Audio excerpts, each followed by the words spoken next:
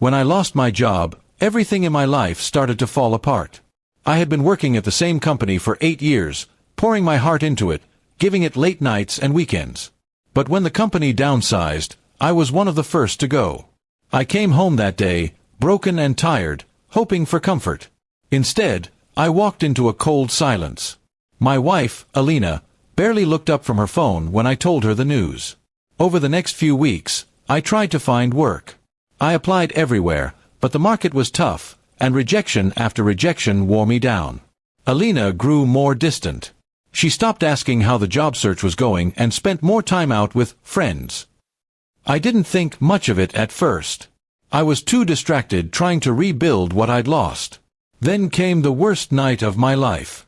I was at home, scrolling through social media when I saw a picture that made my heart stop.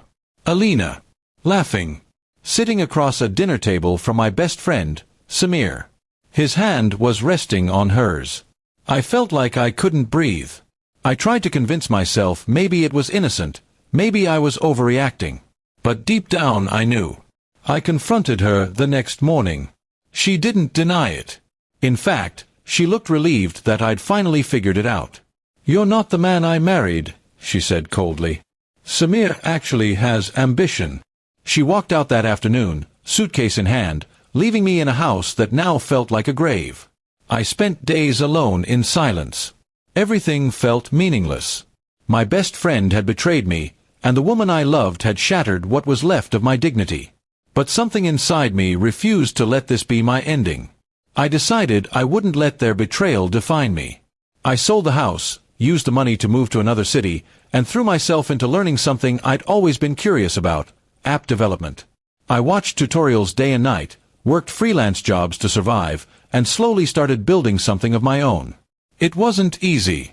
There were nights I cried, doubting every choice I made. But I didn't stop. After almost 10 months, I launched my app, a productivity tool for small businesses. To my surprise, it took off quickly. Within weeks, I had investors reaching out. Within 6 months, my company was profitable. A year later, I was earning more money than I ever had in my life. I had become a millionaire. One afternoon, while checking emails, I saw a name I hadn't seen in a while. Samir. He was applying for a job at my company.